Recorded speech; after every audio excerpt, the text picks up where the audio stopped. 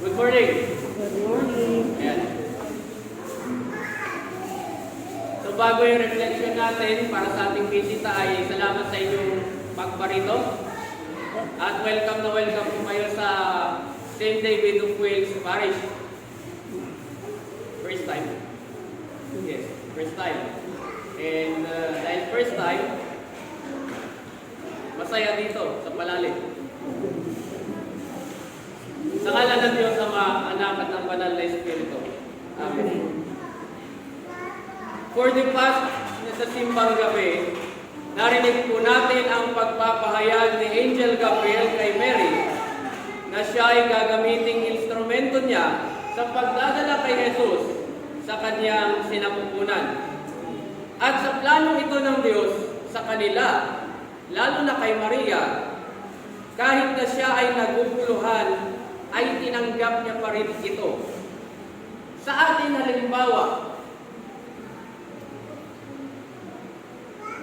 ipagkakatiwala mo bang magpagawa ng bahay or even ng simbahan kung ang iyong engineer or architect ay hindi niya ipapakita sa iyo yung blueprint or yung plano niya?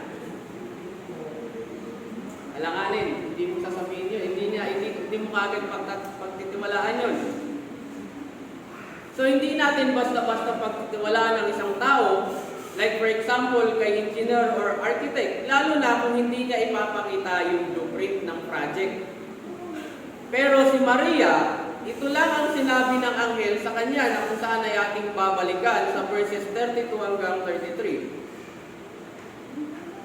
Magiging dakila si Jesus at tatawaging anak ng kataas-taasan. Ibibigay sa kanya ng Panginoong Diyos ang trono ng kanyang amang si David. Maghahari siya sa angkan ni Jacob magpakailanman at ang kanyang paghahari ay walang hanggan.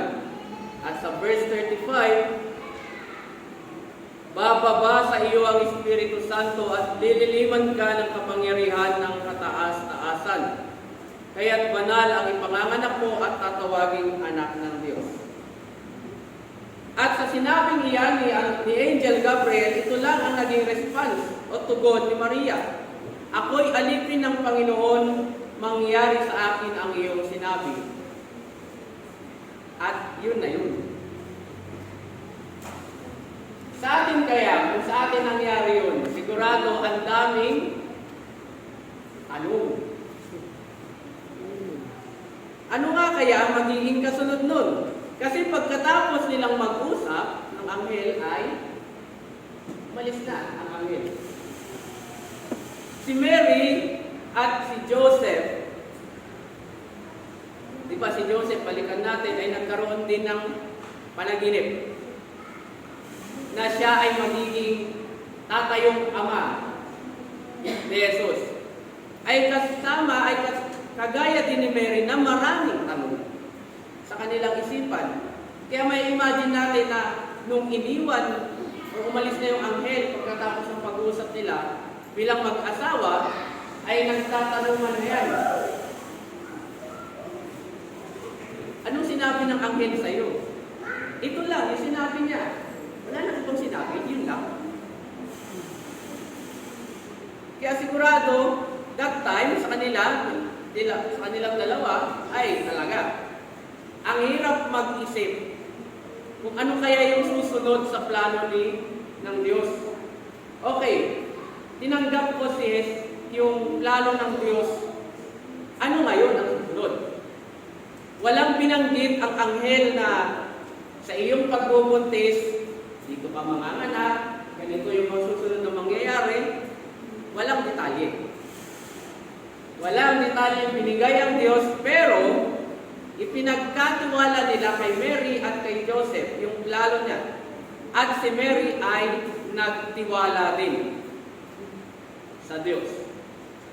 Halimbawa, tayo nga. Like for example, sa pagsakay sa motor or sa jeep, para sasakay. Pwede ba na bago ka sumakay, sasabihin mo, kakausapin mo yung driver? Pwede bang tignan ko muna kung may lisensya ka? Pwede ko ba tignan kung paso na yung papel ng sasakyan mo? Pwede ba yun? Pwede bang tignan ko kung paano ka mag-drive bago ko sasakay sa sasakyan mo? Pwede ba yun? Sigurado hindi. Kasi kung ginawa ko yun, ay sigurado ay maghanap ka na ng driver mo dyan. Sigurado nilayasan ka na nun. Pero sa pagkakataong ito, maintindihan po natin kasi tao yun. Tao. May tendency na magkamali ang tao.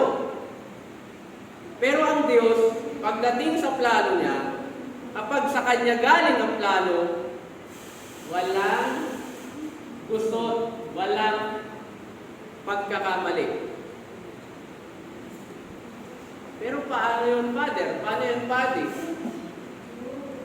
Hindi malinaw yung pag-uusap nila Mary at ng anghel. O sige, tanong ko rin sa inyo. Kayo ba, pabor ba sa inyo na malaman ang detalyadong plano ng Diyos sa inyong buhay? Pabor ba kayo? Like for example, si ganito, ang plano niya ng Diyos ay magiging doktor, successful na doktor, or attorney, or teacher, or barangay captain, or even presidente. O ito ang plano niya. Pabor ba sa inyo na malaman yung bawat detalye ng plano na yan? O sa ilan, hindi. Sa inyo? Pabor? Sa inyo? Hindi? Ay, lalo na sa akin, talagang hindi ko gugustuhin na malaman yung detalye. Bakit? Relate natin sa ating buhay. Hindi po ba sa ating buhay ay maraming ups, downs, ups and downs? Parang roller coaster. Bulusok pataas, biglang bulusok pababa. At sa mga ups and downs na ito, dito tayo natututo. Hindi tayo basta-basta bumibigay. Hindi tayo natatakot harapin ang bawat pagsubok kasing alam mo na ginagabayan ka ng Diyos. So dito lalabas yung katatagan natin sa ating espiritualidad. Pero ito nga, kung ibibigay ng Diyos sa atin, ipapakita sa atin ang detalyadong plano niya, ay baka natakot na tayo.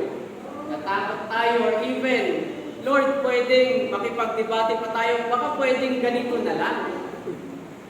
Kasi, sa napanood kong isang reflection, sinabi niya na kapag detalyado, may tendency, yun nga, ups and downs. Hindi natin alam na habang papunta tayo doon sa successful na plano ni God sa atin, hindi natin alam yung mga detalyadong plano ay nakapaloob dyan na mayroong kukunin na ni Lord, may nakapaloob dyan na may magkakasakit muna, yung mga ganun na bagay, may mga-aksidente muna, may mga ganung bagay na hindi natin alam. Kaya ayaw ibigay ni God ito sa atin at the same thing kay Mary kasi ayaw niyang matakot. Ayaw niyang umatras si Maria sa plano na yan. E paano kung umatras si Maria? Di ba balikan natin, ano yung mga pagsubok ni Maria nung dala-dala niya si Jesus? Number 1, balikan natin, muntik siyang iwanan ni Joseph. Yun yung isang pagsubok. Pangalawa, nung naipanganak na si Jesus, nalaman ni Haring, sino yun? Herodes. Nalaman ni Haring Herodes na may isa pang hari na lalabas sa takot niya na maagawal sa pwesto, lahat ng panganay na lalaki ay pinapatay niya. Pangalawang pagsubok, kaya pumunta sila sa Egypto, sa Egypt. So yun yung mga bagay, detalyadong plano. The same thing with us, kapag nakikita na natin yung mga detalyadong plano, ay sigurado, baka iba yung kaba, iba yung takot, inatrasan na natin. Baka iba yung tayo ngayon. Kaya kagaya ni Maria, ito ang nais ng Diyos mula sa atin. Dalawa, tiwala, pananampalataya. Dahil sa mga pagsubok na kinakaharap o kakaharapin mo, tandaan mo na hindi lang ikaw, hindi ka nag-iisa sa pagharap sa mga ito. Tatlo kayo. Bakit tatlo? Ikaw mismo, si Jesus, ang Panginoon, at yung mga panalangin ng ating mga mahal sa buhay. So, tatlo kayo. So, hindi ka lang nag-iisa sa pagharap sa mga pagsubok na yan, sa mga ups and downs ng ating buhay. Tatlo kayo. Makikita din natin ito kina Maria. Hindi niya mag-isang kinaharap ang mga pagsubok sa buhay niya. Andyan si Jose na kanyang asawa at ang Diyos at si Maria. Sila. Kaya po, ito ang ating dapat makatatandaan sa ating mga buhay.